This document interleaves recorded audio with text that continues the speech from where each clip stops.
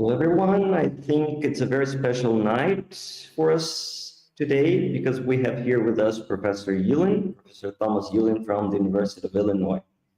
Professor Ulen, I'd like to say just a few words before we start.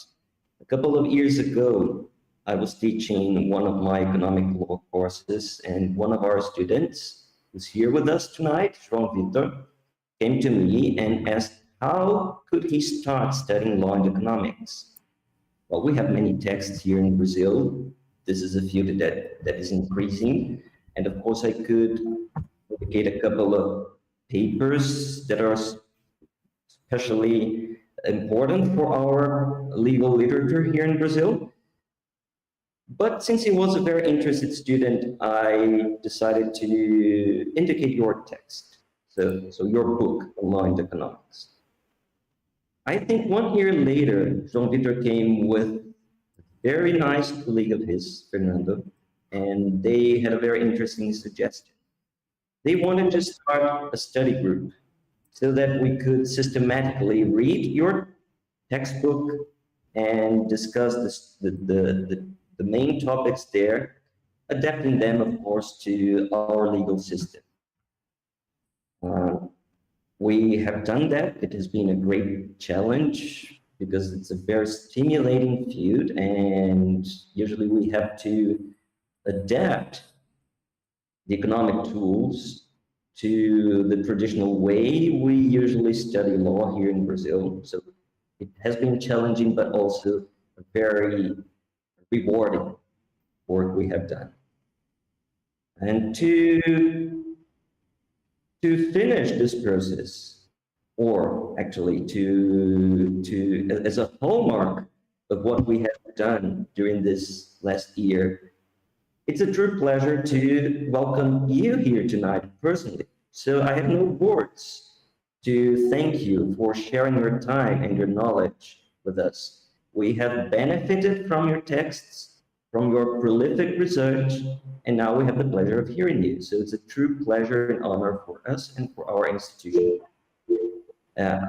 I'd like to thank Lucas Bento for having made this contact possible, and also Fernando and João Vitor and all our other students for being here with us tonight. That was what I wanted to say before we hear you. Professor Milton Barossi, please feel free to say what you think you must, and then we can start your lecture. I just would like to thank you for the opportunity to hear you again this night, and I think that Professor Lochagin have already said everything that could be said. Okay, so I think we should go on. Okay, thank you very much. Thank you. Thank you both. And thank you, Lucas, for inviting me to do this. I'm very, I'm always happy to speak, but it's very touching to have former students of mine invite me to do so. I have 3 topics that I want to discuss. We may not be able to get through all 3 of them tonight, but let's try. And if we don't, maybe we can do another lecture in the future to finish what we haven't finished in these 3 lectures. The first lecture is about behavioral law and economics. The second is going to be about empirical law and economics. And the third is about life, law, and happiness. When Lucas asked me to do this, he invited me to speak on what the frontiers of law and economics were like. Excuse me. And I thought, I think these 3 methods of approaching the law are the future and perhaps partly the present of law and economics. So I want to give you a talk about each of these topics. And in these talks, I want to try to describe to you what's important about these 3 new areas of law and economics, how they fit into what has been done before, and where I think research in these areas is going to go. Let me begin by talking to you about some background about law and economics. Law and economics began in the United States in law schools, and it began largely with the work of antitrust and lawyers and lawyers who studied the regulation of private business by government. They knew those two areas of law had a close connection to economics. The other areas of law beside competition law, or antitrust as we call it in the United States, and government regulation of private industry, those two areas are obviously connected to economics. But the other areas like property and contracts and torts and procedure, criminal law, environmental regulation, all of those other areas were not obviously connected to law and economics. I'm sorry, to economics. And so it was really a marvelous act of entrepreneurial scholarship for Judge, now retired, Richard Posner, to make the connection between economics and the other areas of law that were not obviously connected to economics. Simply making that connection between economics and the traditional areas of law was really a marvelous enterprise for which Judge Posner deserves all of our thanks and lots of praise. I first taught a course in law and economics in 1980. Probably some of those of you watching this weren't even born then. But one of the things that I have valued so much in the 42 years since I first taught law and economics is how much the field has developed and improved and increased. When it first began, law and economics was almost exclusively the application of traditional microeconomic theory to topics in the law. In fact, Judge Posner's original textbook, Economic Analysis of Law, consisted of chapters about property. And within property, he would reproduce the headings of the traditional topics in a property law course. And then in those sections of the chapter, he would use microeconomic concepts to talk about that doctrine in property law or contract law or tort law. After I had taught the course a few times and used his book, I realized that that wasn't exactly how I thought that the material should be organized. So Bob Cooter, my dear friend from the University of California at Berkeley, and I undertook to write a book called Law and Economics that Gabriel referred to earlier. That's in its 6th edition now, soon to be in its 7th edition, I hope next fall. We structured the book a little bit differently from how Judge Posner did. But I don't want to go into details about that. What I want to do is to tell you that the original, and for 25, 30 years, law and economics consisted of taking standard concepts from microeconomic theory and applying them to the law.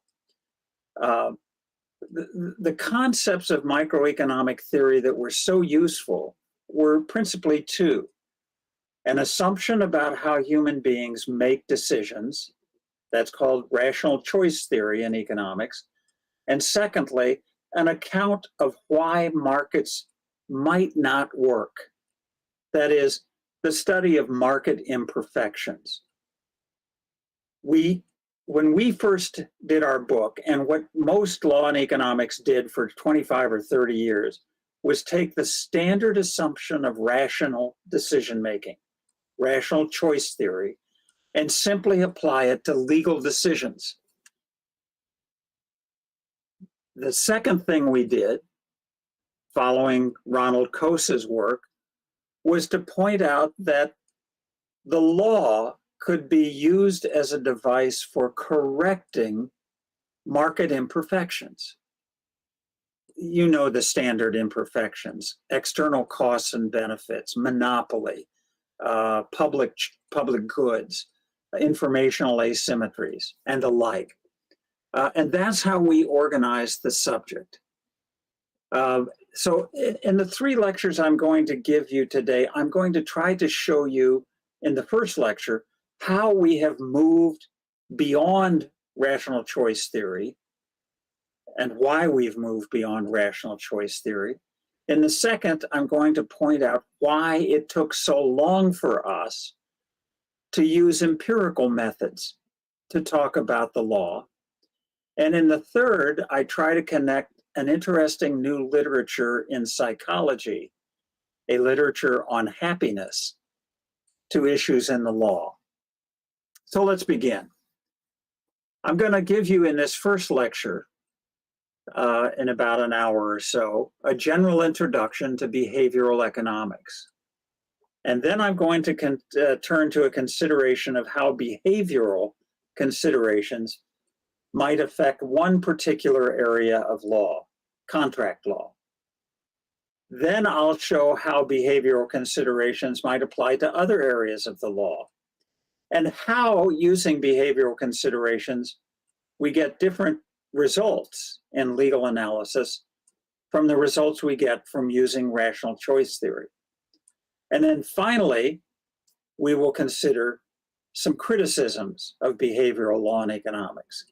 I think it's always important for us to be aware of and to deal with criticisms of the scholarly work that we're doing. So let's begin with rationality. Thanks, Lucas.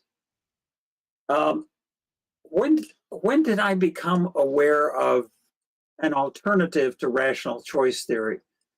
Well, remember, when I first started teaching, I was a member of an economics faculty.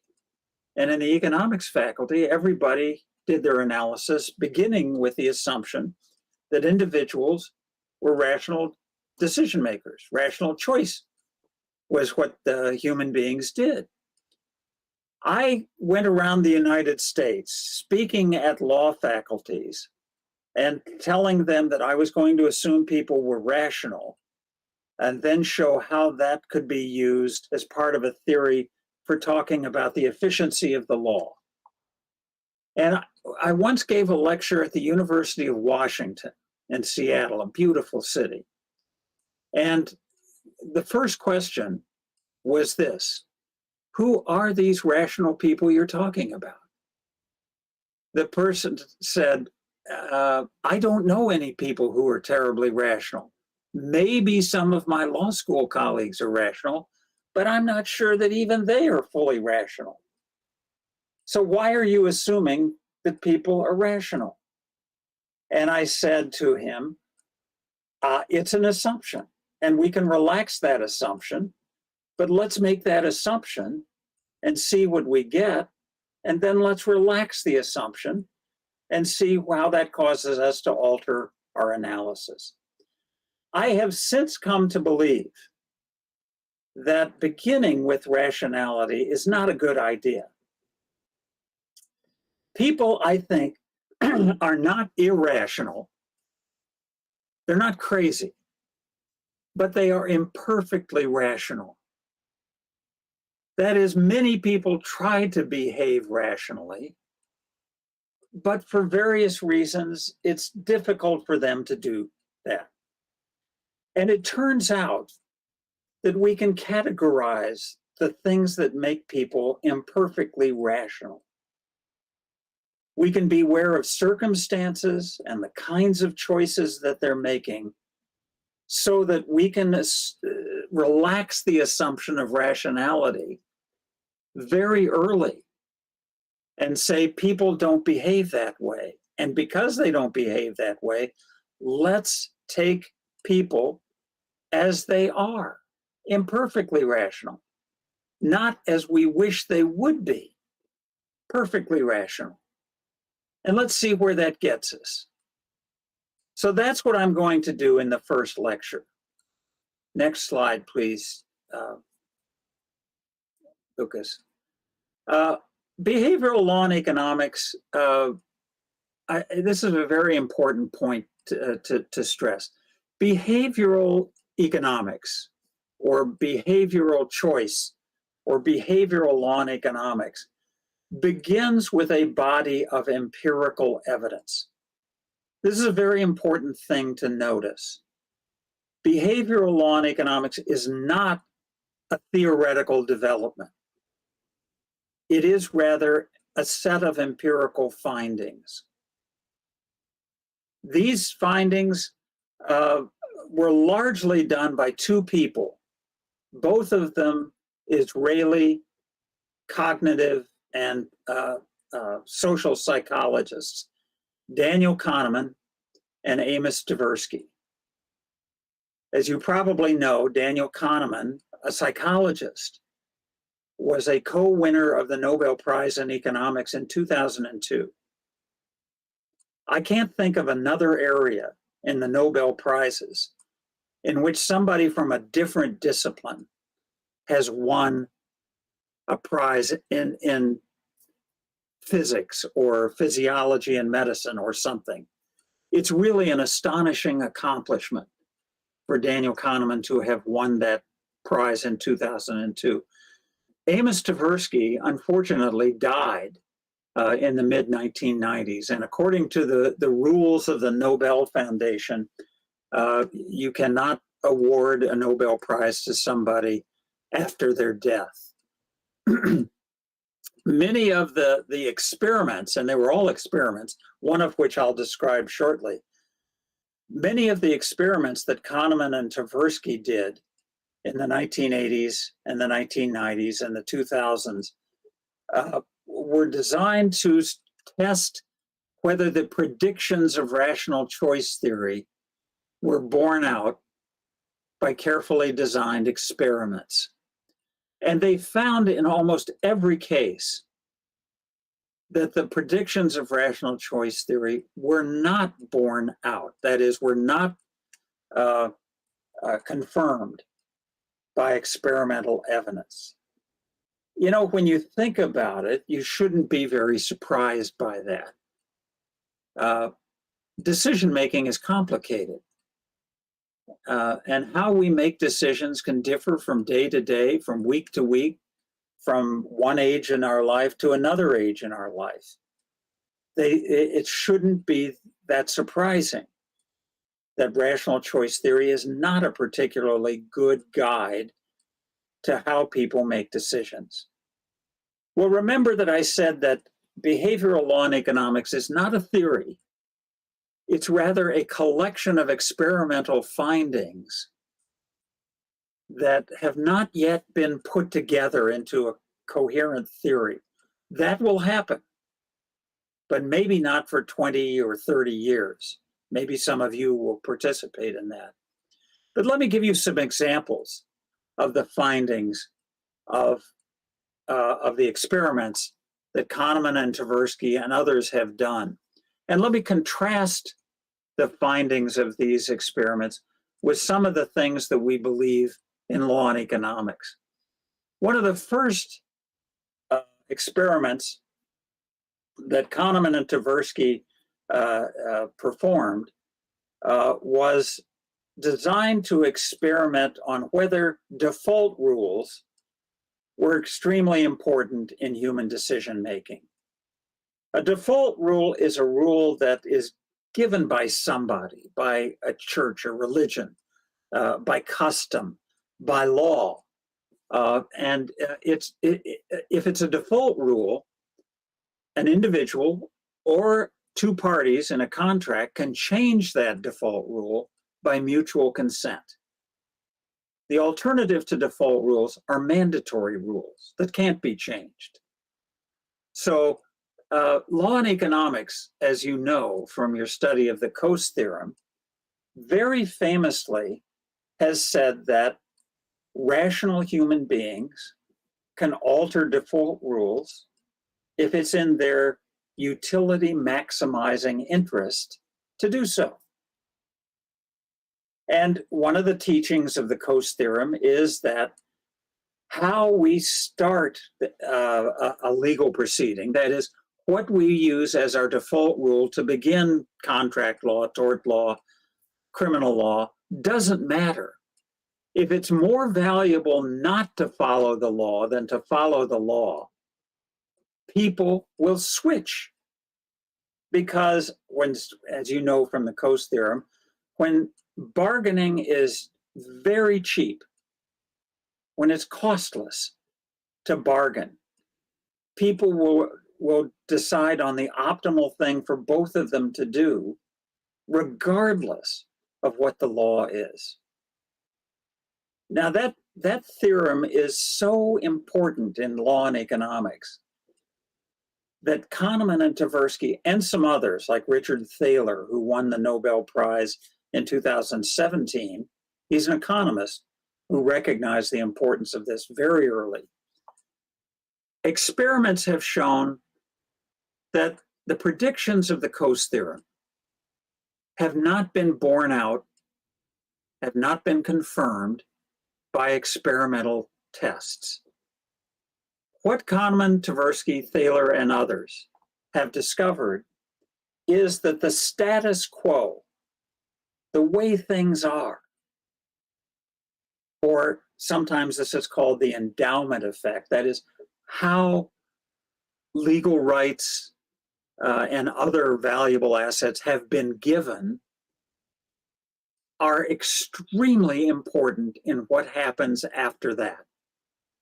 One of the findings of the literature on status quo bias or the endowment effect is this, that the power of the status quo is so strong that people are very reluctant to bargain away from the status quo, even if they would be better off bargaining away from the status quo. Why would they do that? Why would people be so insistent on following whatever the status quo is? We're not entirely sure. There are several theories. The power of the status quo may arise from people's ignorance, rational ignorance, we might even call it. Perhaps people say, well, I understand that the status quo is that the person who has this right in the law has it and could sell it, but they'll generally keep it. I don't know why they have it. I don't know why the law gave it to this group of people, but there must be some reason. I don't know what that reason is, and I'm not a lawyer, so I can't research why the property interest, for example, is given to this person, the seller or the buyer. So I'm just going to go with whatever the status quo is. I'm not smart enough to figure out how the world might be better under a different regime or a different default rule. Another theory is that people respect the status quo because they are very worried about suffering regret. Regret is one of the worst emotions that human beings have to deal with. Think about the power of being able to say at the end of your life, I have no regrets. You know, maybe you haven't taken a trip to Australia or New Zealand. Maybe you haven't been to a World Cup game, and so on and so forth. But the power of regret to control our emotions and therefore many of our actions is really very strong. And some people argue that the status quo bias or the endowment effect exists because people do not want to regret what they did. And if they bargain away from the status quo or the default rule, they're worried that they're going to regret what they have done. A second example you'll all recognize this, the confirmation bias. Kahneman, Tversky, and others have done lots of research that shows that people pay more attention to evidence that confirms their pre-existing beliefs. People pay more attention to evidence that confirms their pre-existing beliefs. I think you all recognize that that's a very strong thing. One of the things that means, one of the implications is, it's very difficult to get people to change their minds. Now, I think that we academics have resisted this because I think in institutions, great institutions of higher learning, like USP and the University of Illinois, we change our minds all the time because we engage in rational conversation with our colleagues and with our students. We learn from them. And if we are persuaded that our previous position was incorrect or we can't follow it, we'll change our mind. The rest of the world doesn't have that advantage. They find something that they're comfortable believing, and they will generally find evidence that supports that belief.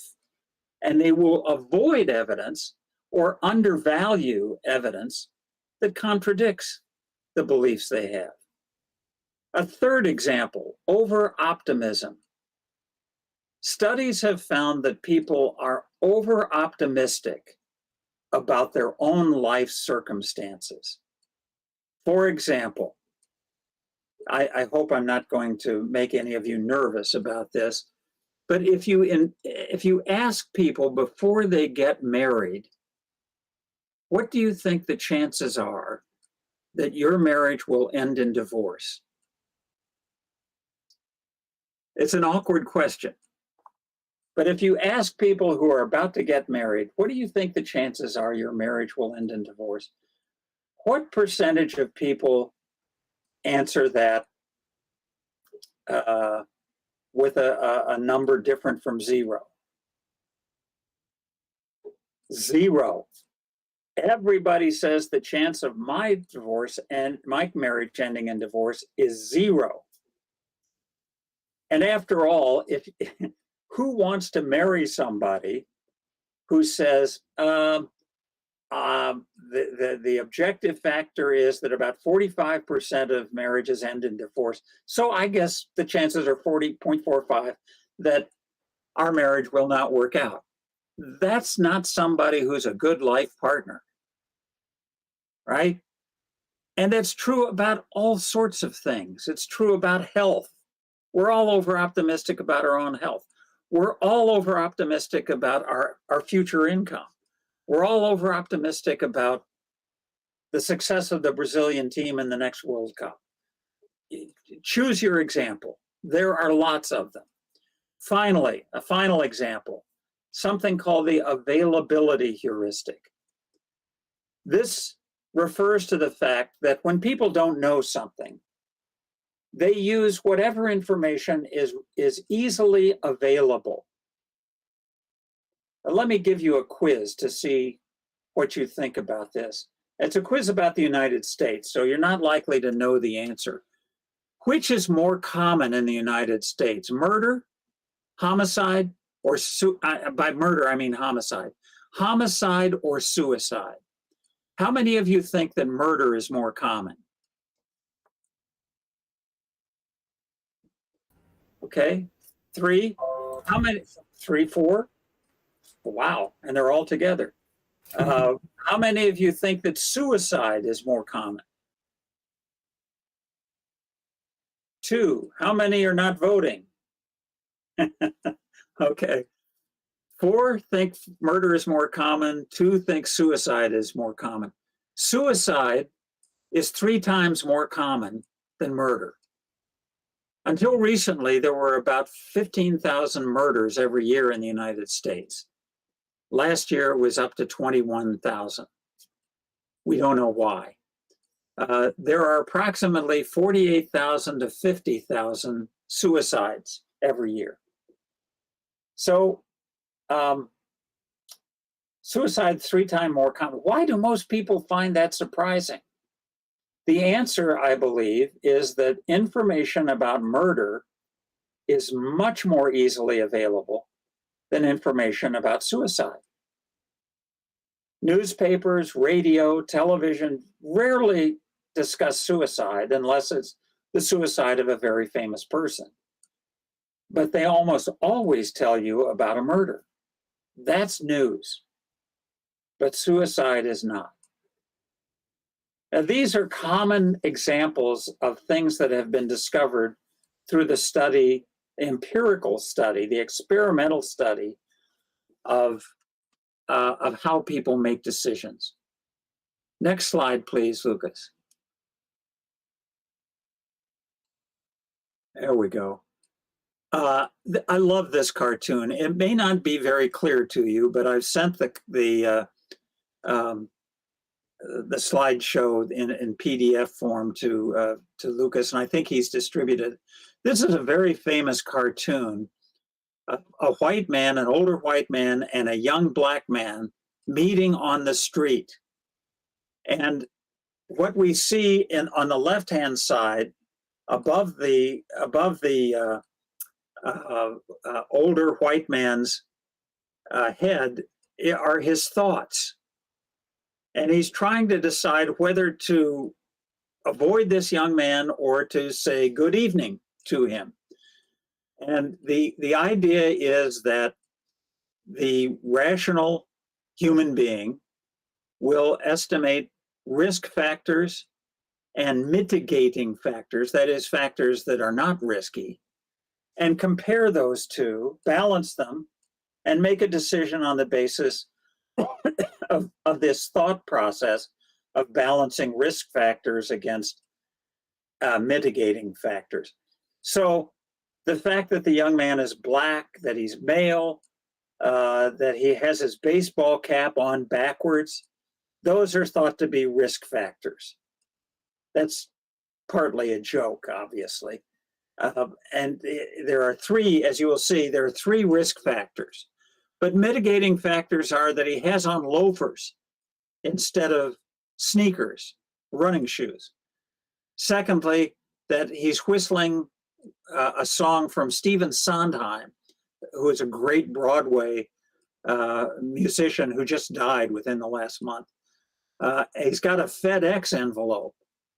You know, only business people carry around FedEx envelopes. And that he has on a polo shirt. He's dressed well. So there are 4 mitigating factors and 3 risk factors. So the mitigating factors are greater than the risk factors. So it's an acceptable risk. And he says, good evening. Okay, I'll let you go through the rest of this. That's not how people think, obviously. And that's the point of the cartoon. And that's the way traditional microeconomic theory and rational choice theory believes people make decisions. Next slide, please. Here's I guarantee you will never see this slide in another course. This is a picture of a men's urinal, that is a vehicle into which you urinate, in the airport at Amsterdam in the Netherlands. And as you can see, there's something on the side of the interior of the urinal. What can you see what that is? It's a fly. It's a fly, exactly. It's a house fly. Now, let me tell you why I have this here and what this demonstrates. One of the most famous books about behavioral economics is called Nudge, N-U-D-G-E, by Cass Sunstein and Richard Thaler. Cass Sunstein is a marvelously productive and famous law professor at Harvard. Richard Thaler is an economics professor in the business school at the University of Chicago. And they describe a nudge as a very gentle push that tries to get people to behave in a particular way. Now, this is an example of a nudge, and let me tell you why. A janitor, a person who cleans up the airport, became very upset about the fact that men, when they urinated in the restrooms in this huge airport, Schiphol Airport in Amsterdam, their aim was not very good. I'm trying to be delicate here. And they didn't always urinate exactly into the urinal. So there was urine on the floor and on the wall and all of that. And the janitor estimated that it cost almost 500,000 euros a year in extra costs to try to clean up the men's urinal. And he had an idea for reducing those costs. Now, what would a traditional economics suggestion be? Maybe to post a sign that said, please use the urinal, or to put a sign that said there will be a 10 euro fine for not using the urinal, or something like that, or stationing a guard in the men's restroom. Instead, this janitor said, I have a good idea. Men like to shoot things. And if we will paint, that's not a real fly. That's a painting of a fly. His suggestion was, let's paint a picture of a fly inside the men's urinals, and men will try to hit that fly, and we'll save costs of cleaning up. And he was right. The cost of cleaning up the men's urinals fell by 50%. 50%. Now, I have to tell you that this is such a simple idea that if you go online today, I'll bet in Brazil, you can buy these paintings to put on your home toilet in case you happen to have young men in your family, as we did. We used to have 2 young boys, and I almost bought these fly decals to put in our toilets. It would have saved a lot of cleaning up, but I didn't do it.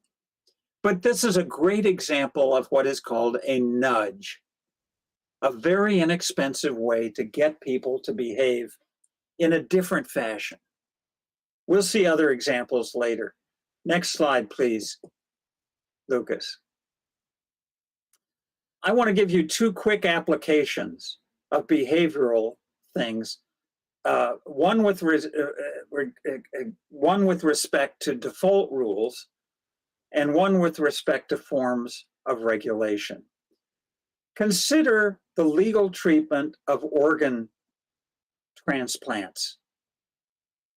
As you probably know, the demand for organ transplants in every country in the world has gone up tremendously. And that's partly because our ability to make any body, B-O-D-Y, any body receive an organ from another person, or now from another animal, we can give people drugs that makes their body accept an organ transplantation. One of the results of that has been that the demand for organ transplantation is much greater than the supply. In the United States of America, there is a demand almost of 100,000 for kidneys. But there are only about 30,000 to 40,000 kidneys that are donated for other people to use. I know more about this than I want to because my dear friend Bob Cooter had a transplantation of a kidney 3 years ago. And it worked well for 3 or 4 months, and then he had terrible troubles. He's only now recovered his health. But anyway, there are 2 possible default rules for organ transplantation. One is an opt-in rule that says, we will not take your kidneys unless you tell us it's okay.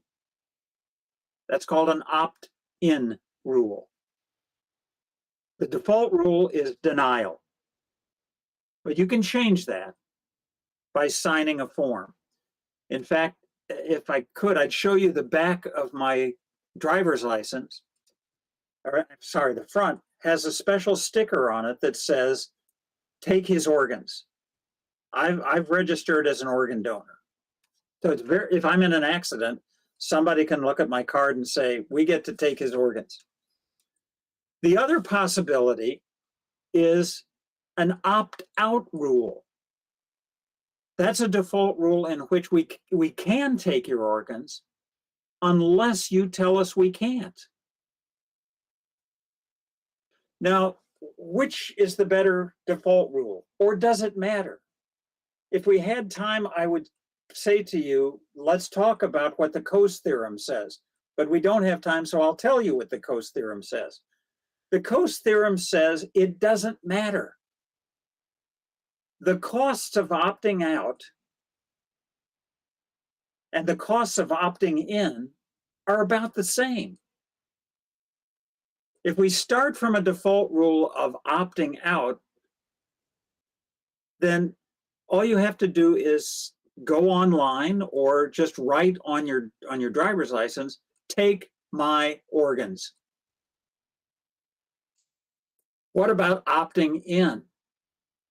Well, in order to opt in, you either go online and register with a state official, or you have the local state secretary of state put a sign on your driver's license that says, take my organs. The costs of opting in and the costs of opting out are about the same. And therefore, you might say it doesn't matter what the default rule is. We're going to get the same number of organs donated. Fortunately, we have some real-world information about this. In the European Union, there are 26 countries in the European Union. Most of them have an opt-in rule. You have to incur the cost of opting in order to make your organs available for donation. But about 6 of them, 6 of the countries have an opt-out rule. There aren't significant differences between the countries that have an opt-in rule and those that have an opt-out rule. And therefore, we might expect that the number of organs that are donated are about the same in the opt-in countries and the opt-out countries. That's not true.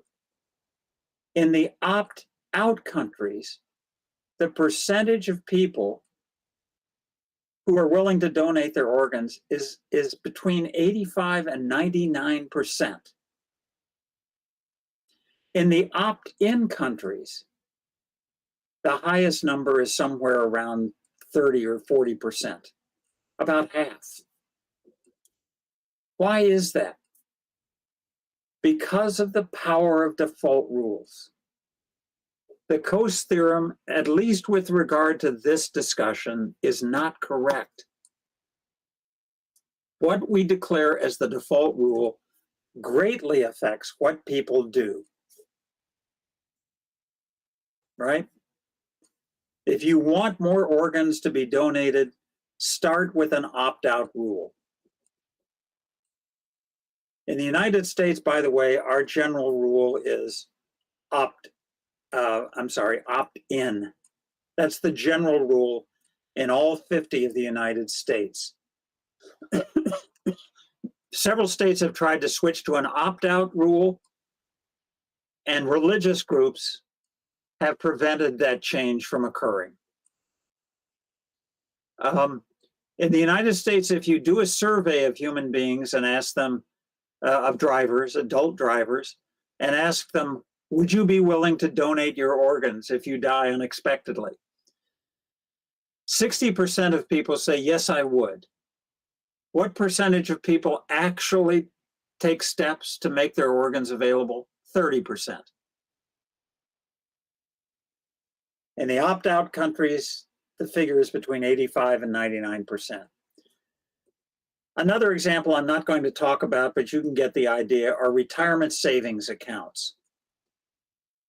Whether we allow an employee to make their own contributions or the employer makes the contributions automatically, there's a big difference about how much people donate. If the employer donates, lots of retirement savings.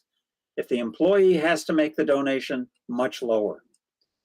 How about forms of regulation? Suppose we're eager to reduce the amount of, say, electricity or oil that people use in their homes. What's the best way to get that reduction? Well, in the United States, electricity prices are closely regulated by each state. And the states have generally tried two practices to reduce energy use. The first is to raise prices. That's what an economist would recommend. You want people to consume less, raise the price. Another way of doing it is to have what's called time of day pricing.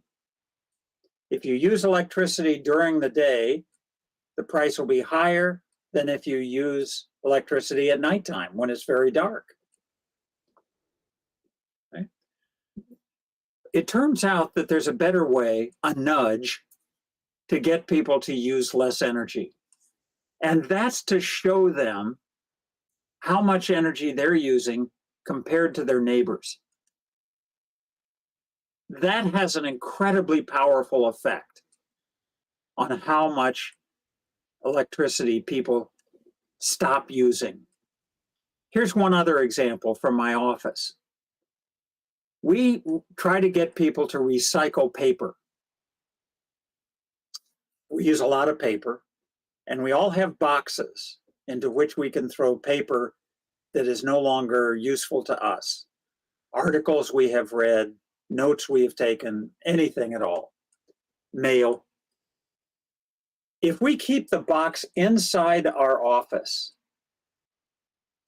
we recycle about half as much paper as when we put the box outside in the hallway for everybody else to see.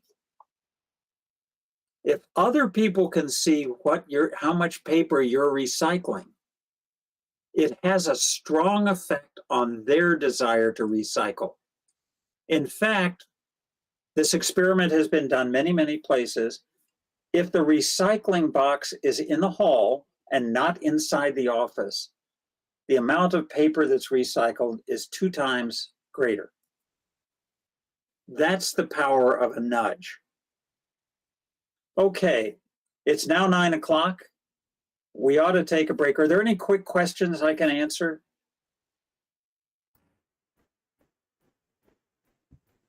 Well, let's start with questions when we come back. What should we say, Lucas? 5 minutes, 10 minutes, 15 minutes? I would say you prefer, Professor. I'm open to anything at all. How about 10 minutes? Let's say then 10. Okay. See you in 10 minutes. Thank you, Professor. Sure. Thank you.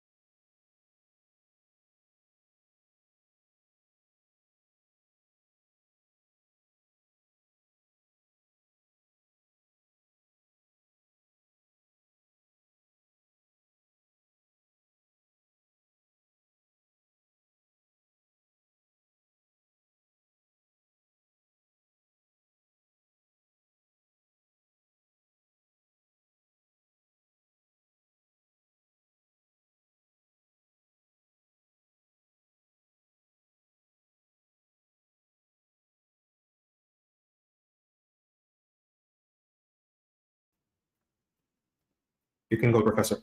Okay. Welcome back.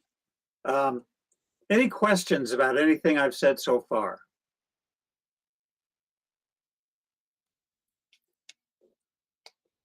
Okay. I will assume I can go ahead. So next slide, the 8th slide. Another thing that has come out of the behavioral literature is something that I want to be sure you know about. And that's the idea that we have contained in our heads two different modes of thinking. One is called System 1, and the other is called System 2. System 1 thinking is very quick. It's intuitive. It doesn't deliberate. It just makes a decision. Right? This is the woman for me, or this is the man for me, whatever. Yes, I'll have this piece of cake. System 2, by contrast, is slow, logical, and deliberative. Generally speaking, System 2 is not the default way that we think. System 1 is the default way that we think. And we have to invoke System 2. We have to either be pushed into System 2 or be trained to use System 2.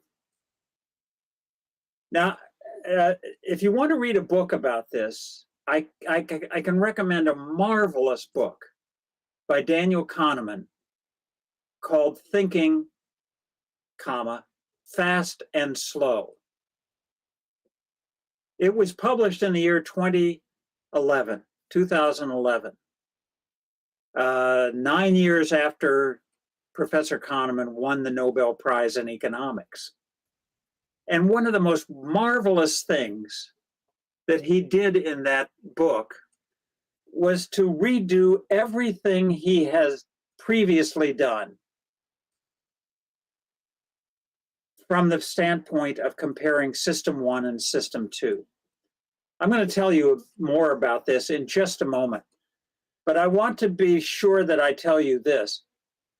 These designations, these notices that we have two kinds of ways of thinking, do not yet correspond to particular locations in the human brain. They're just theories. And, you know, with any theory, there's a lot of work to be done. But it's a very useful distinction to draw. Next slide, please, Lucas. I want to give you a great example. This is something called the cognitive reflection test. And I want you to think about what the right answer is to each of these two questions. And I'm going to give you 30 seconds, very shortly, to read the question and to think about the answer. Now, don't tell me what you think the right answer is. I'll ask you in exactly 30 seconds.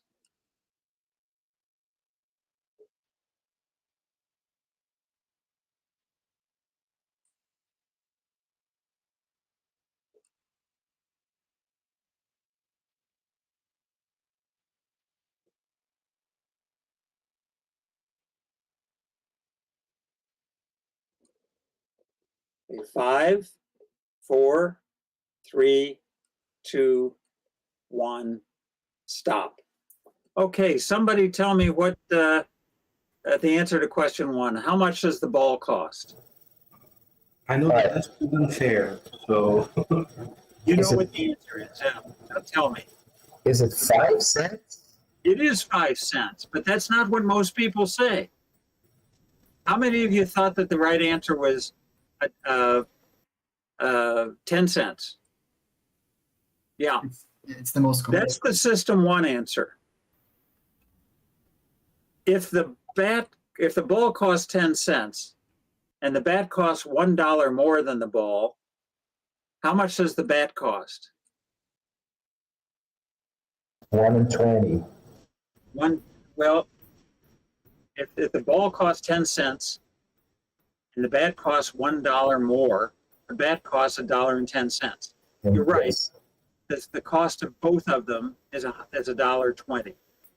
That's not what the question asks. If the ball costs 5 cents, however, the bat costs $1.05, and together they cost $1.10. Okay, don't worry if you didn't get this right. Most people get it wrong. That's why the test was developed, to show the difference between system 1 and system 2. Here's an easier one. I shouldn't say that, but it is an easier one. In a lake, there is a patch of lily pads. Every day, the patch doubles in size. If it takes 48 days for the patch to cover the entire lake, how long would it take for the patch to cover half of the lake?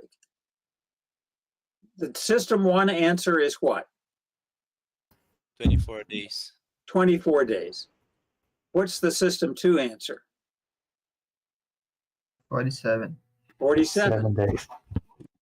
Exactly. If it was half covered and it doubles every day, then and is full on the 48th day, then it must have been half full on the 47th day. Right? There is another question, but I'm not going to give it to you. But you can Google cognitive reflection test, and you'll find lots of literature on it. It's a very, very good way to show people the difference between system 1 and system 2 thinking. Okay, next slide, please, Lucas. I want to tell you something about what's called disfluency. That's a strange word in English. Disfluency and its effect on the cognitive reflection test. Fluency means transparent and clear and obvious. Disfluency means not transparent, not obvious, and not clear. Some psychologists did an interesting experiment with the cognitive reflection test. I did this with one of my classes at the University of Illinois College of Law. And then I'll tell you a story about this in a second. The psychologists were at 2 very good universities, Stanford and Princeton, and they divided their class randomly into 2 groups, and they did this with hundreds of students. Each class was divided into 2 groups. One group got a fluent test like the one you saw on slide number 9. No mistakes, no errors. The other half of the class got a disfluent test. And what's that mean? That means that there were misspellings in the questions. There were ink blots covering parts of some words. There were sometimes words that were capitalized that shouldn't be capitalized. Here's the question. Which group, the group that got the fluent test, like the one you looked at, or the group that had the disfluent test, which of these 2 groups did better on the exam? Or did they do the same? Well, let me tell you the answer. We don't have time to talk about this, unfortunately. The group that got the disfluent test did much better than the ones that got the fluent test, the one without mistakes. Why? Because those mistakes caused them to stop and look harder and say, what's going on here? What's this word that's partially covered by an ink stain? Or why is this word capitalized? It shouldn't be capitalized. Just that act of putting mistakes purposely into the question caused people to switch from system 1, a quick, intuitive answer, to a system 2 answer, a slow, deliberative, logical answer. Now, there may be some lessons for us, for the law. I think, for example, that you could say that the whole idea of criminal legal procedure and civil legal procedure is to minimize system one errors and to nudge decision makers towards system two. An example. In criminal procedure in the United States, at least, and in many other countries, you are not allowed, as part of a criminal trial, and part of the trial where you determine the guilt or innocence of the defendant, you are not allowed to discuss or to introduce evidence about the prior criminal convictions of this defendant. Why? The reason most people now think they would say this is that if you can introduce evidence of prior conviction, many people will use system one to decide whether this person is guilty or innocent, and will say, well, he's done the same thing before, he did it here. That is prejudicial evidence. What you want people to think about is to use system two to focus on the evidence about this most recent crime. That's what determines the guilt or innocence. Whether the person deserves a long prison sentence or a short prison sentence or probation, that's when evidence of prior convictions may be relevant. But it's not relevant. Well, it is relevant, but people can use system one and make mistakes. I'm sure there are lots of other examples in the law, particularly in civil procedure and criminal procedure, about what evidence you can present and how you may present it.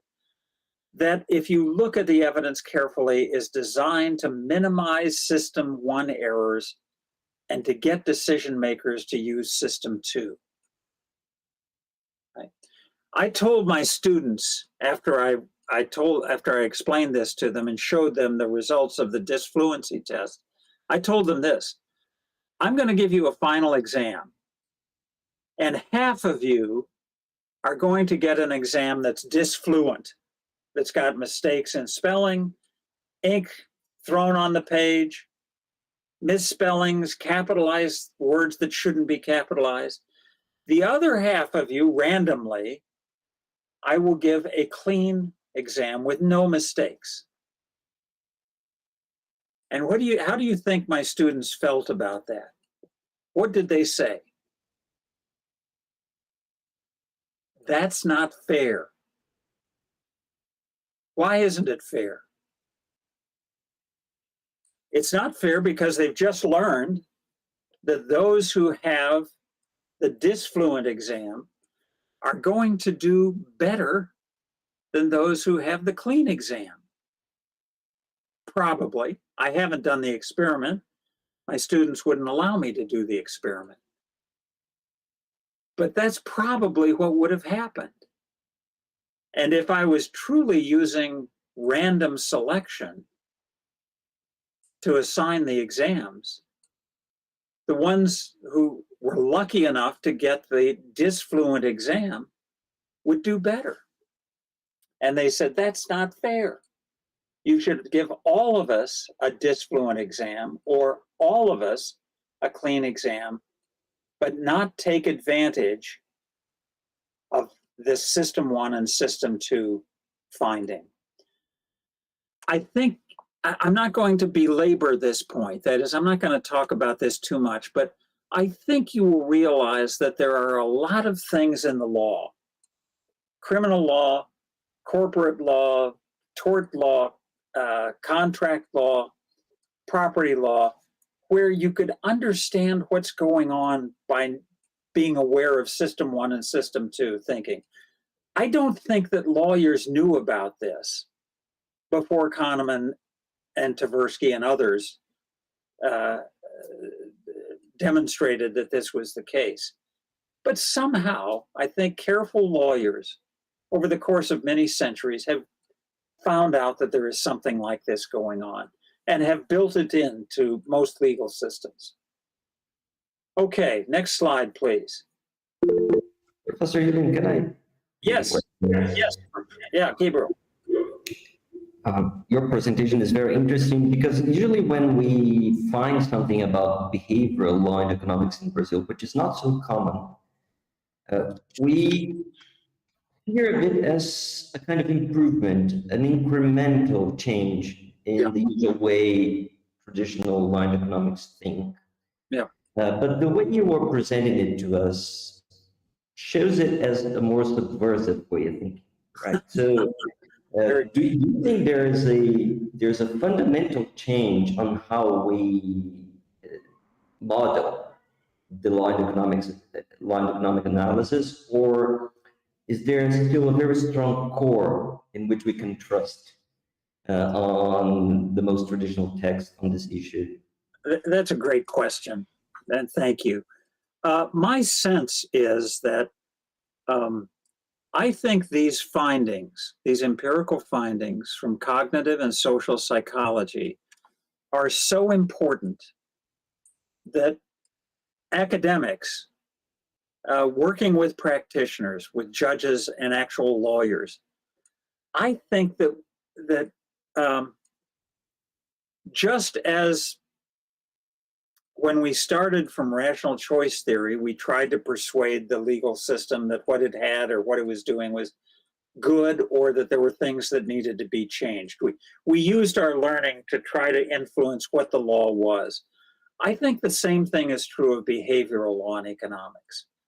That we scholars and academics, when we find something like the difference between system 1 and system 2, or the power of default rules, we have a duty to teach our students about these things and to talk to, I've done this many, many times, talk to lawyers and judges and legislators to introduce them to these thoughts and then let them try to see the applications that exist. Well, many of them are smart people, not all of them, but many of them are smart people. And many of them have a desire to make the law a very useful method of social control. And I think that the more that legislators, judges, and practitioners know these findings that are coming out of the academy, that we're not just doing this so that we can talk to each other. We're doing it ultimately because we think these findings can help those people to make better laws than they would without this knowledge. Thank you. It's very rare, I think, that you take a finding like the difference between system 1 and system 2 and directly point out how a rule of, let's just make one up, a rule of criminal procedure ought to be changed. But it could happen. And maybe one of your students 10 years from now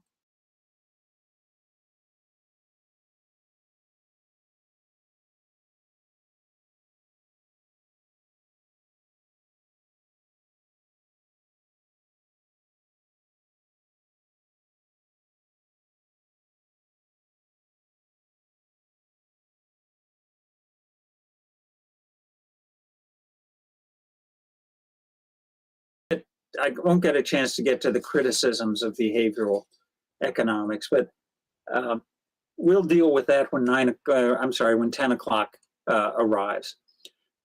There's a very important topic in behavioral economics, or cognitive and social psychology, called framing. And the gist of framing is that how we present a question to somebody, or how we present a choice to somebody, can influence how they choose things. How we choose to put a frame around a question can very deeply influence what people do. We've already seen an example of this in the default rules discussion about organ transplantation, but this we'll see is slightly different. And I think you'll see an example that I'll end with in contract law. To show you the difference, I give you this example from a wonderful book, a book by Richard Nisbett, who's a very famous psychologist at the University of Michigan. That book's called Mindware, Tools for Smart Thinking. I can't recommend it highly enough. It's a wonderful book. And he distinguishes two different monks asking their abbot a question.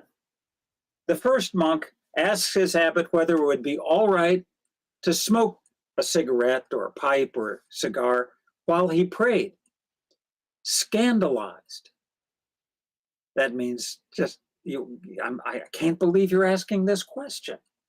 The abbot said, of course not. That borders on sacrilege. Okay?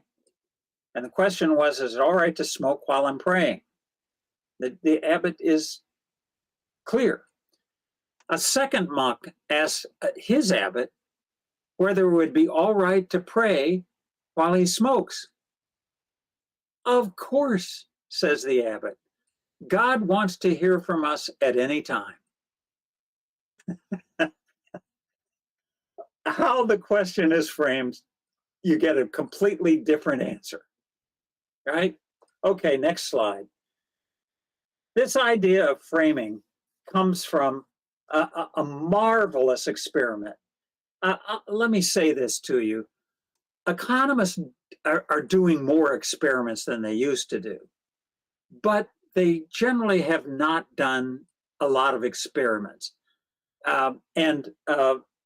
Psychologists have done lots and lots of experiments. One of the things I've learned, by the way, is there's a very important methodological difference between how psychologists do experiments and how economists do experiments.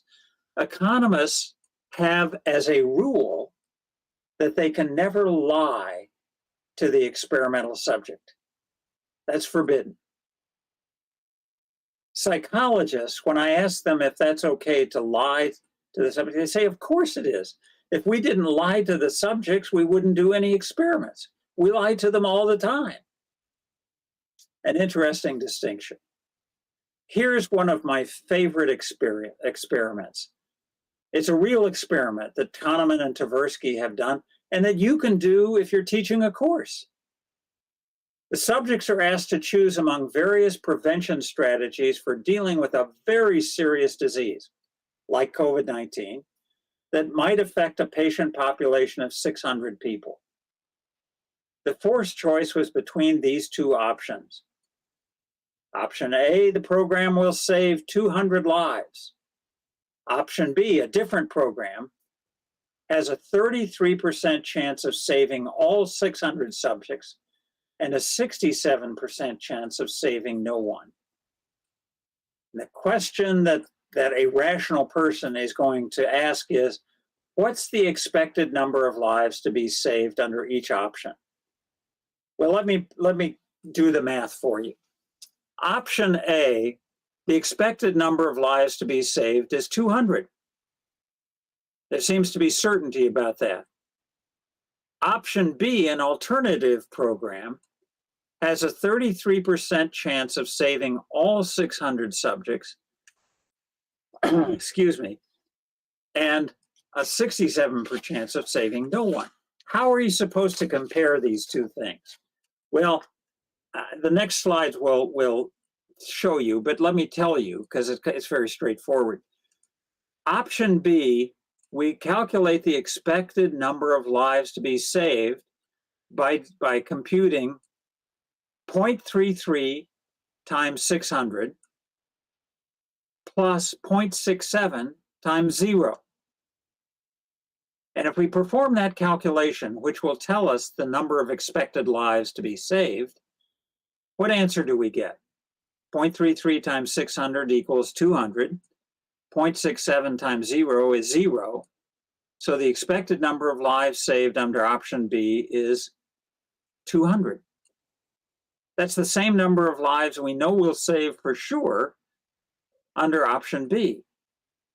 Now, you don't know this, but Kahneman and Tversky know this.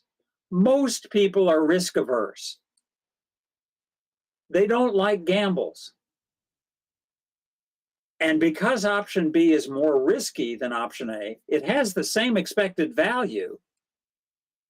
Most people will prefer A to B. When Kahneman and Tversky presented these choices to people, 70% preferred A to B, and 30% preferred B to A. Okay, that's what we would predict to happen. But now let's look at it from a slightly different angle. Next slide, please. Kahneman and Tversky then presented another choice about the same facts to other subjects. And here are the options that they chose. Option C, this program will result in the death of 400 people. Option D, this different public health program has a 33% chance of no one dying and a 67% chance that all 600 people will die. What's the expected number of deaths, not lives saved? That's a mistake in my slide. So even semi-rational people like me make mistakes. What's the expected number of deaths under each option? Under option C, the expected number of deaths is 400, or we might call that minus 400. Under option D, the expected number of deaths is 0.33 times 0 plus 0.67 times 600, and that's 400, or minus 400 as we might choose to call it.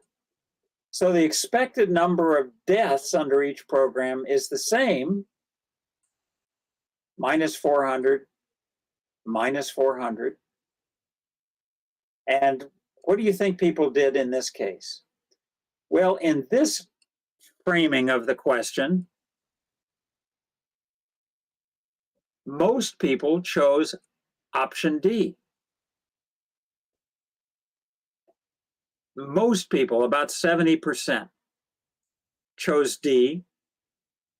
And why is this unusual? Why is this news? Because option C is the same as option A, and option D is the same as option B. The difference between these two ways of asking the question focuses on gains, the number of lives saved, or in this second example, despite my mistake in the question at the bottom, it focuses on losses, the number of people who will die, versus A and B focusing on the number of people who are saved. Why is there a difference between this C and D and A and B when they're exactly the same thing? The reason is that people are risk averse with respect to gains, but they're risk seeking with respect to losses. That's why in framing 4, people are willing to take the gamble. Because when the risk is one of losing, people are willing to gamble in those circumstances. They're not willing to gamble in talking about gains.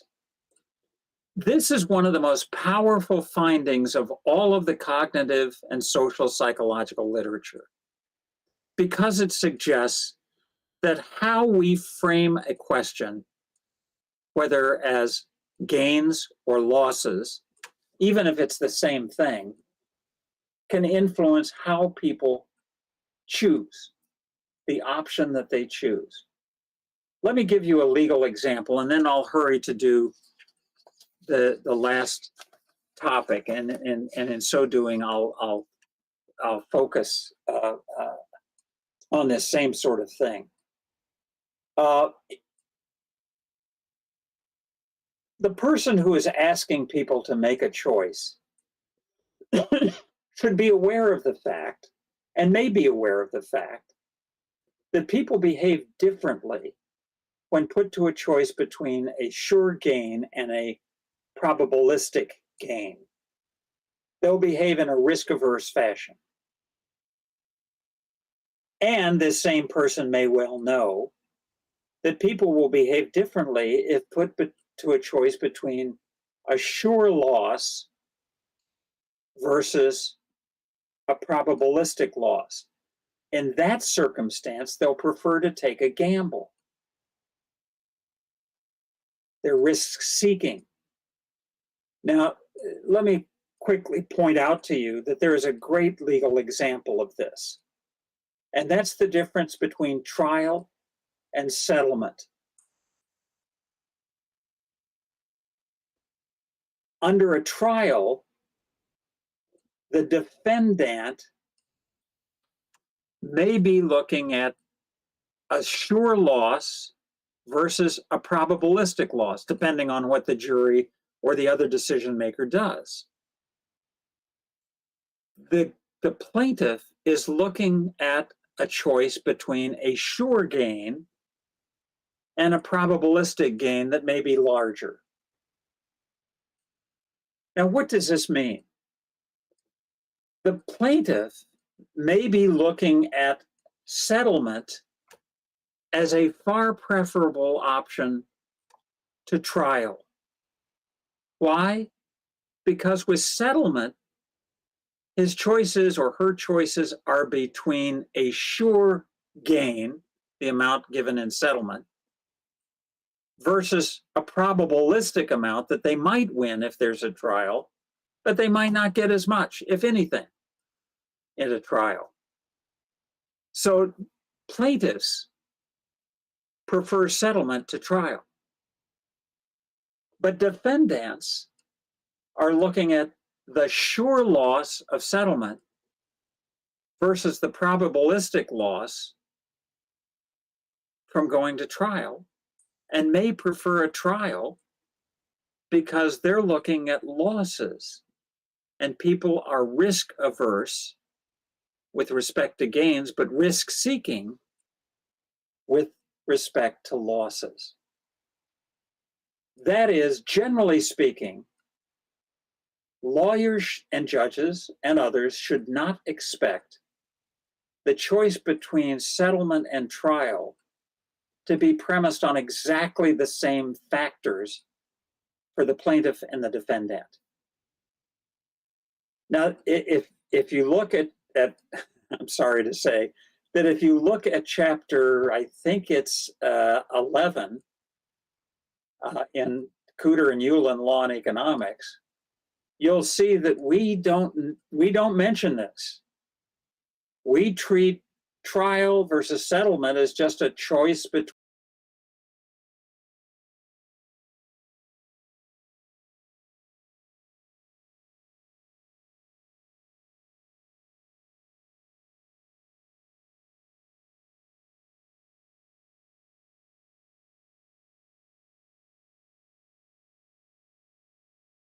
and as a result, they may, if we want them to calculate these things in the way that we wish they would, we need to perhaps nudge them in some particular way. Okay, the next slide, and then I'll hurry through these. Here's one more, I think. This is the one I wanted to point out to you. This is a discussion, I think it's this slide on, this slide and the next one, is the discussion of a marvelous piece of work in management science between a terrific economist, John List at the University of Chicago, and one of his students, Tanjim Hussain. And it's about, the title is wonderful, The Behavioralist Visits the Factory, Increasing Productivity Using Simple Framing Manipulations.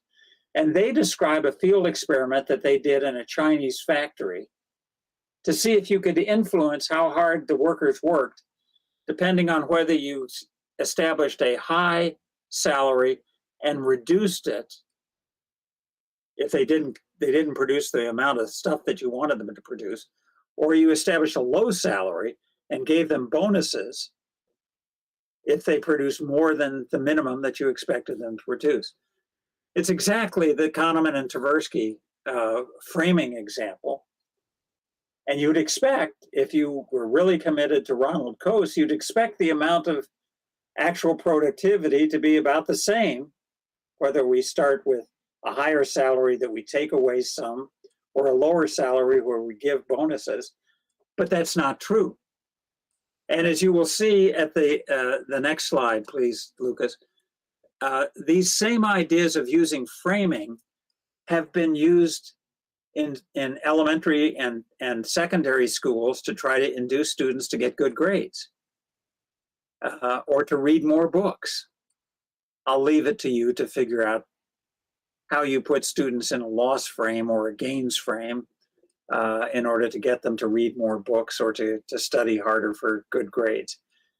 In the interest of time, I'll ask if you have any questions about any of this. Then I'm going to go to the last topic. Okay, we'll do. Oh, yes, sir. Joe, if you could. Hello, Professor. Once I have seen a debate between Professor Coase and Gary Becker, and the Coase said that the rationally that they are talking about in the Coase Theorem would be more applicable when we are talking about business and this kind of thing, and not when we are talking about things like that we are doing every day. Do you agree with this and this? That's a great question, and I have a very strong feeling about this.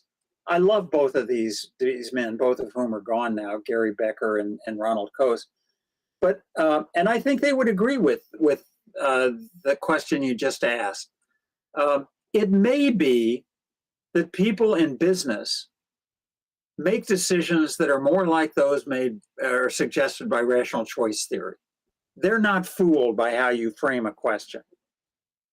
But people who are normal people, not, they're just normal consumers like everybody on this lecture, may be subject to being fooled by framing issues. There's a very famous, I wish I had sent this to you. There's a very famous example of a choice that was made by a group of people who were involved in what's called a flying club. A flying club are people who want to fly small planes, but they find it a plane is too expensive for them to buy. So you get a bunch of people, I'm going to make up a figure, 30 to 50 people together who put in enough money for the club to buy 2 or 3 planes. And then they can all afford it, and they sign up to use the plane for various times. You may have heard of the Aero Impossibility Theorem. Have any of you heard of that? If you haven't, it doesn't matter.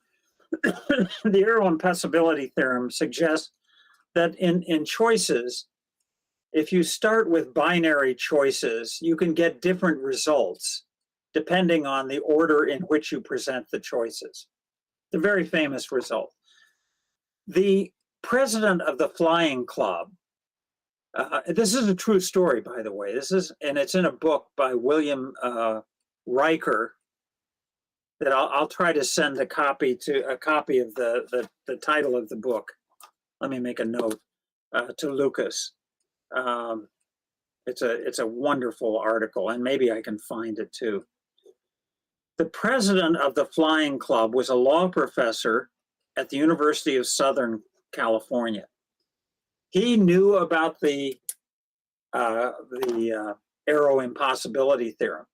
And when the club was trying to decide which of 3 planes they should buy, he used the Aero Impossibility Theorem to get the plane chosen that he wanted. And he did that by presenting, choose between these 2. Okay, now choose between the winner and the 3rd one. And he arranged the order in which the choices were made so that the one that he liked was going to win. Okay, most people wouldn't know that that was happening to them.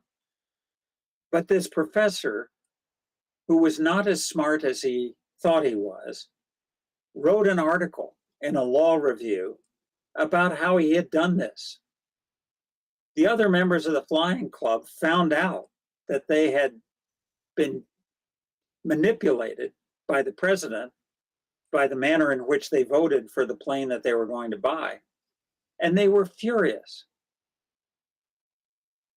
Why do you think they were furious? Because they'd been manipulated. Nobody wants to be manipulated. People think that if they're making a choice, it's a free choice. But one of the things we find out in framing is that may not be the case. Somebody may be influencing what you do by how they present a choice to you. And I think, I've never seen an article about this, and I should do an article about this, and this is related to your question, João. Nobody has done a study about how people are presented choices by legislators, by judges, by their employers, might have been done knowing that they're manipulating the choices of the people who are asking to. I think that if you were found to manipulate a choice, I think that's horrible. And I would hope that those choices made in which an employer, a policeman, a legislator knowingly does this, manipulates the framing of a thing to get a particular result, that choice would be voided, and we do it in a far different way in which we explain to people what we're doing and why we're doing it. That would be, I think, a possibility for the contract defense we call unconscionability. Unconscionability, I don't know if you must have the same sort of thing in Brazilian law, but it's a difficult topic to it's a difficult topic for law and economics to analyze. And I think these issues of framing may play a role in how we discuss framing. And to finally get back to your question, João, I think different audiences are more subject to these imperfectly rational choices than highly educated people are. Although I'm not sure that's true, but I wish that people would do some careful empirical work to see if some groups are more subject to cognitive errors than other groups. Okay, I've got 5 minutes. Let me just tell you what this, I'll let you read this. And then that means the only topic I haven't discussed are the criticisms, and they're included in the materials that I sent. So I'll let you read those, and I won't talk about them unless we meet again. Tess Wilkinson Ryan is one of my favorite young scholars. She has a law degree, a JD, and a PhD in psychology, and she does wonderful experiments. I'm going to let you read all of this later, but let me just tell you about this experiment that she did. She was interested in whether people behave differently when there was a liquidated damages clause in a contract than when there was no liquidated damages clause. Now, as you may know, a liquidated damages clause is a clause that stipulates what the cost of breaching the contract will be to each party. So going into the contract, they know what they're going to be liable for if they breach the contract. That is, if they fail to perform the contractual promise. Tess thought that one of the problems she had found in her prior work is most people, this is back to Joao's question, most business people understand that breach and performance are economic decisions. But normal people like you and me, normal people may not know the difference.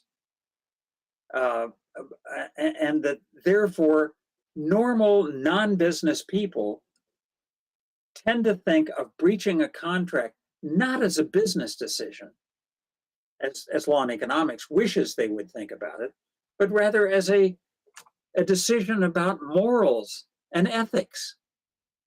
You know, I've given somebody a promise, and you should obey your promises, right?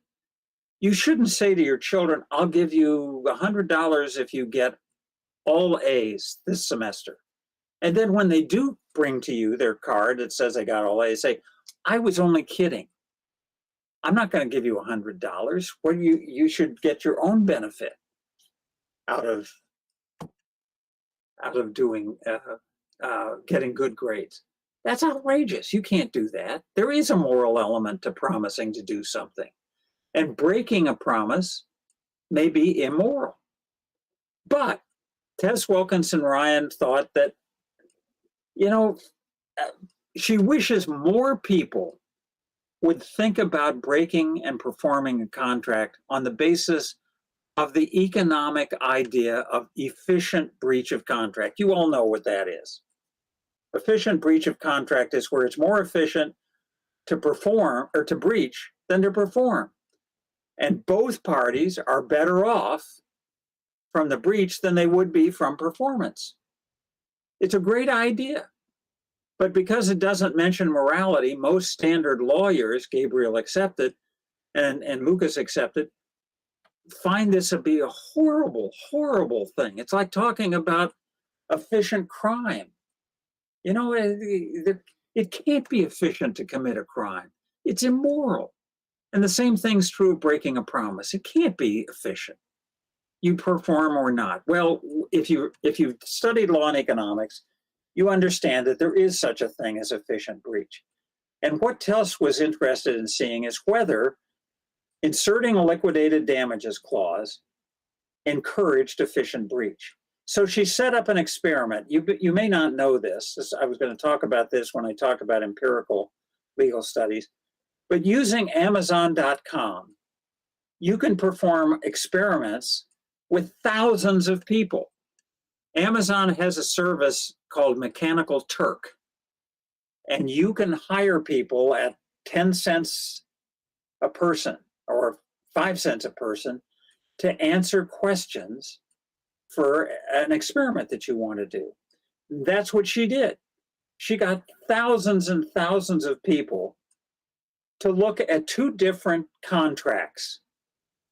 The contracts were identical except for the fact that the first contract had a liquidated damages clause. The second one did not.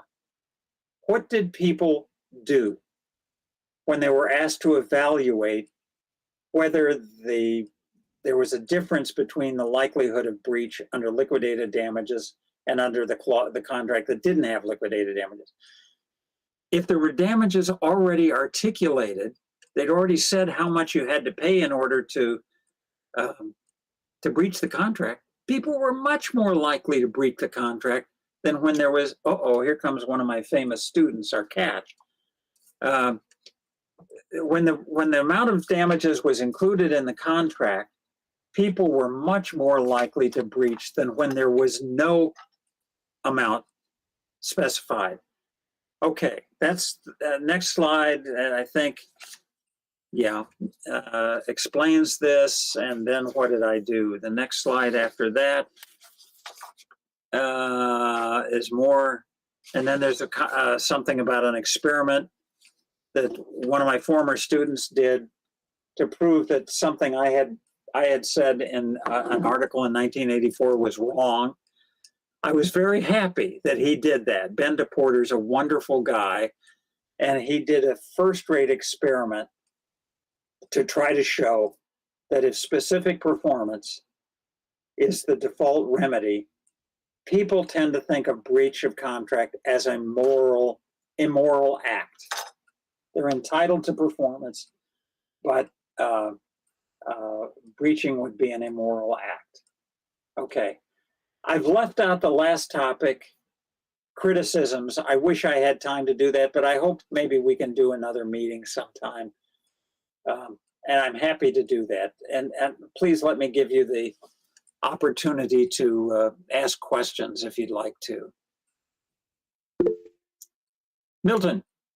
Okay.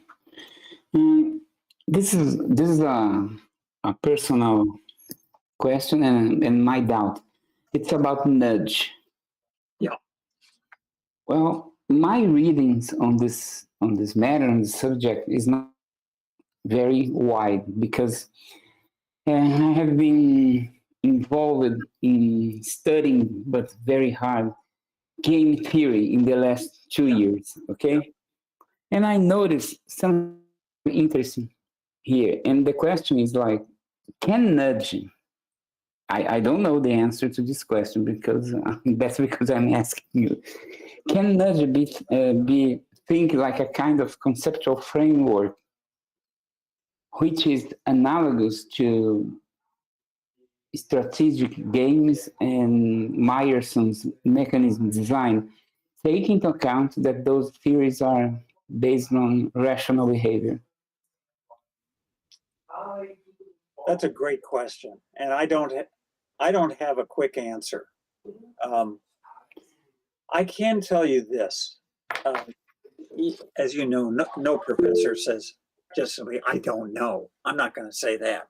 But the right answer is, I don't know. It's a good question. However, remember that all of behavioral law and economics or behavioral economics is premised on empirical research. Mm-hmm.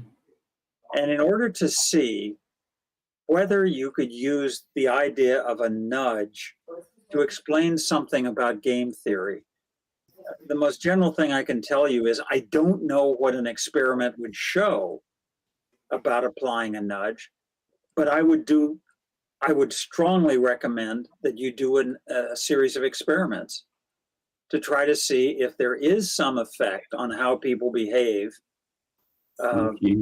when a nudge is present. And then having said that, let me say one other short thing. If we had gotten to the last 2 or 3 slides, you will see that there is, among the criticisms, is a marvelous article by a young woman who wrote about nudges that the federal government did with regard to banking in the United States. And the title of the article is, What Happens When Nudges Fail?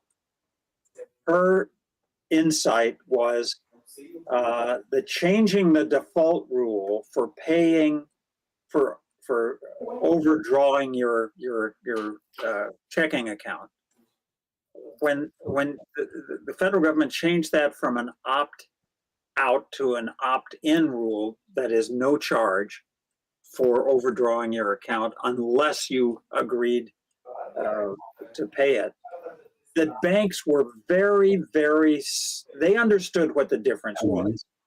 And they affected the choices of people by making the opt-in choice very, very easy. I mean, you could opt in simply by clicking a box on a computer. And as a result, people think to themselves, I'm not going to overdraw my account. I'm a responsible person. So of course I'll accept that they can charge me if I overdraw. And that will deter me from overdrawing my account. It didn't. I don't know if you know this, but half of the profits of all American banks come from charging people overdraft. They're called overdraft fees. The fees for spending more than you have in your bank account. Half of all profits. It's astonishing. That's why the banks had a strong incentive to undo that nudge of changing the default rule. So don't be surprised by anything you find, because we don't know on the grounds of theory what the answer is going to be. You really have to do the empirical work to find out how people are really going to behave here. That's a good question, and I don't know what the right answer is. Yeah, it's just because my research is applied to civil procedural law in Brazil. And okay, that's okay to apply Meyerson mechanism design, but now you gave me a very, very, not very good, but a quite good idea. It's to make a kind of comparisons on what should be by Meyerson's mechanism design, and what I can conclude about an empirical research or a nudge, looking at the processes in Brazil. Yeah. That's very good question. Thank you very much for that. Yeah. Look at that article that I mentioned on the last slide. It's by Lauren Willis, Willis. Okay, I saw that. It's entitled "When Nudges Fail," and it's really superb. Okay. Thank you very much. Sure. Yes, sir. João Fernando. Well, Professor, first of all, thanks for the lectures. Sure. Talking about nudges, I see that the examples that you gave, the lectures, they were pretty much related to people interacting to people. Yeah. But we can have also people interacting with government and government interacting with government and so forth. I was wondering about the limits of the nudges. Why I'm thinking about this, because I think that it's kind of dangerous to give nudges, no limits to nudges, no barriers to nudges, and we can encourage some sort of libertarian paternalism. And on the other hand, I can see that we need to have institutions that work, that can balance the rules of the game, where we at. And these rules of the game, they, at least in the model that we have here, we have in the United States, these rules, they depend on government, they depend on state actually. So my question is, I don't know if we have an answer to this, but what are the limits of nudges? Talking about state action, what are these limits? Well, this will be an incomplete answer, but it's a start of an answer. I agree with you that there have to be limits, and the limits. I'll give you an example of what I think one of them is.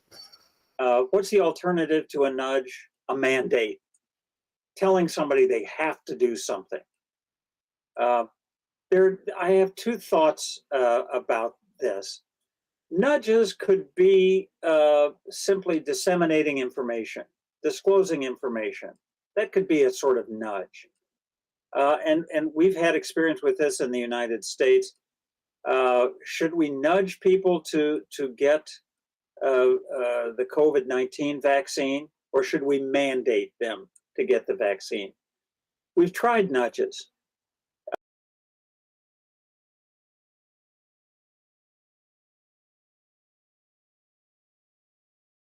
To make a decision.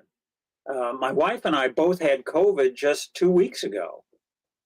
We had this Omicron that's so easy to pick up, and we were sick for a couple of days, and then we got an infusion of some antibodies. We're fine, so we're not going to die. But that decision seems to me to be extremely easy, and yet only 62% of the population is vaccinated in the United States. There's some wonderful literature and a book by two law professors, Carl Schneider at the University of Michigan and Omri Ben-Shahar at the University of Chicago, that's about the ineffectiveness of mandated disclosure.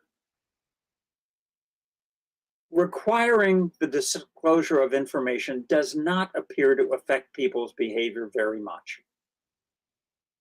And that suggests to me that if we really want to get people vaccinated, disclosing information apparently has gone as far as it can go. And we're either going to have to mandate people to get vaccinated, which is a very difficult political decision, or we're just going to have to be content with the fact that only 62% of the population is going to be vaccinated. And that's a political decision. I don't have any doubt at all that the efficient result is everybody should get vaccinated. But there are a lot of people who, the woman who used to cut my hair told me about 4 months ago that she isn't vaccinated and she's not going to get vaccinated. And I said, why? And she said, I'm waiting for the evidence to come in. I said, what evidence do you want? And I explained to her the Food and Drug Administration procedures for deciding whether to okay a pharmaceutical. And I explained to her that 99% of those who've died have been unvaccinated. It just didn't seem to make any difference to her. She's suffering from the confirmation bias. She's made a decision that she's not going to get vaccinated. And so the only evidence she takes in is evidence that suggests that vaccines are unsafe, that they can cause you to go blind. I have a friend, this is hilarious. I have a friend who took a taxi cab in Miami, and he asked the cab driver, should I wear a mask? And thinking that the cab driver would say, no, that's okay, I'm vaccinated, you're safe. But the guy said, yeah, you should wear a mask. I'm not getting vaccinated. And my friend said, why aren't you getting vaccinated? And he said, because it has been proved that if you get this vaccination, they put something into your bloodstream that makes you vote for Joe Biden for president.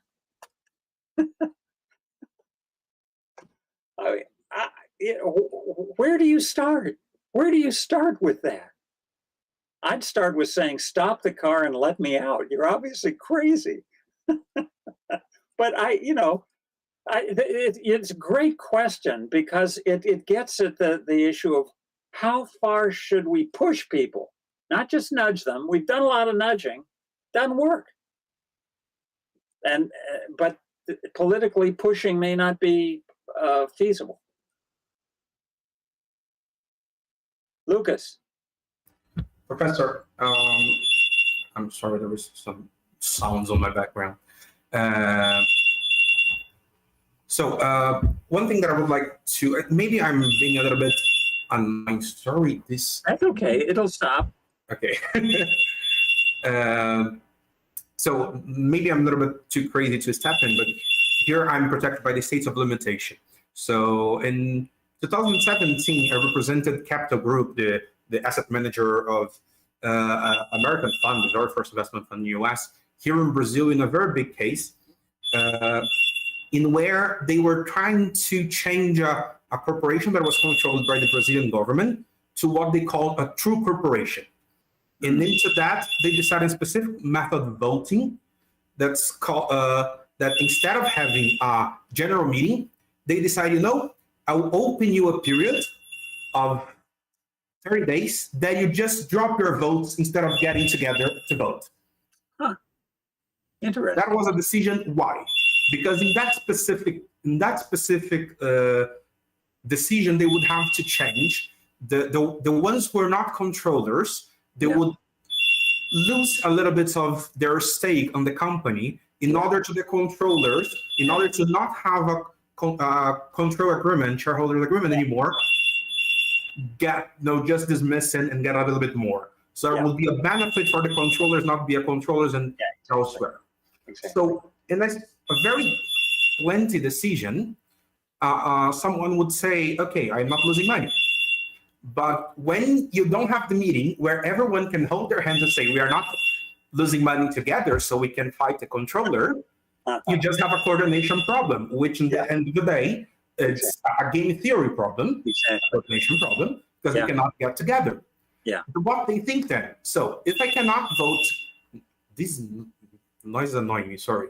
If they cannot get together, they will say, okay, if I do not change my shares now, the type of share I have will be so full in the market that I will no liquidity anymore and I will lose a lot of price. So because of the coordination problem, I decided to lose money in order to not lose more money. In the end of the day, that was framing to them that you win money because, you know, now there is no controlling. That's going to be a true corporation. That's corporate governance. Exactly. So you had, for me, and that's why I would like to step in Milton's question, because that is for me the perfect example where the nudge of being a true corporation, bringing corporate governance to the company, is at the same time, just strategic voting, a coordination problem for corporate law. Unfortunately, I lost this case in the Brazilian Securities Exchange Commission, but I won in the American one, which is very funny because I presented the same case in both the Brazilian and the American. I lost in Brazil and won in US. Wow. Which was very interesting. And now it's 5 years over, so I can talk about this case and I'm writing a piece about it. But maybe that's the moment where you can really get together, where it's like game theory and nudging are the same somehow.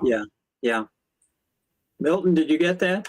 That's a great example of game theory. I got that. Framing. That's wonderful. In fact, you may have advised him.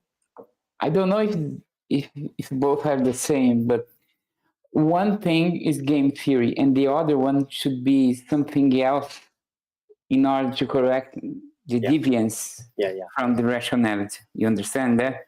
Yes, there is a paper from Professor Zoha Goshen at Columbia Law School called Strategic Voting in Insincere. The two papers, in fact. One is called Strategic Voting, and the other is called Insincerely Voting. And he talks about specifically of this way of controlling the votings in general meetings. I remember one professor of Brazilian corporate law. Probably you know him. He's from São Paulo. He said once that he went to this meeting of stockholders, and one of the stockholders just picked up a weapon and put on the table and said, "Now it's gonna be in my terms." I suppose this is a kind of nudge. A very enforceable nudge. Exactly. It's not rational, I think. Oh, but very effective. Very effective. Wow. Could you send me a link to that article, Lucas? I'd love to see the instance. I can find it if. Yes, I can send you both of Professor Goshen, one with already written, and I can send you the working paper of my piece that I'm working. Oh, I'd love to see that. I just started this year because I had to wait for 5 years. Otherwise, I would have problems with the NDA assigned with my client. Exactly. Okay. Thank you all for your attention. This has been absolutely wonderful. Lucas, we'll have to talk about whether you want me to do more. I'd be happy to. This has been a wonderful experience for me. And I will send you a link to the article by William Riker about the Flying Club. And if I can, I'll find a copy of the article and send it to you. Professor, don't worry. I still have it from our JSD seminar, so I can. Oh, you do? Yes, I do. I can send it to them. Good. Well, I'm getting told by my cat here that it's time to eat. She's a very smart cat, and she knows how to make her wishes known. So I think it's time we conclude our session tonight. Great. I'd like to thank everybody for being here and making such wonderful questions. And most of all, Professor Ulen, our doors are always open for you.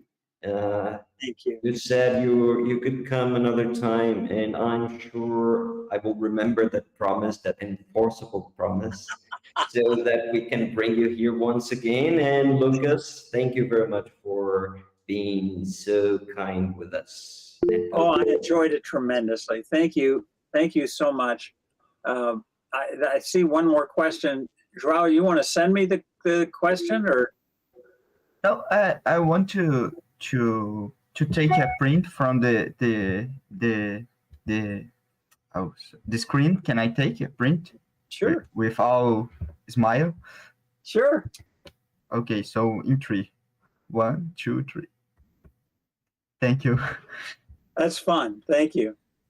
Okay, thank you, Lucas. Thank you, Gabriel, Joao, Milton, Thank you. Gabriel, 5 others, and Luis. Thank you very much. Goodbye. Professor. Be safe.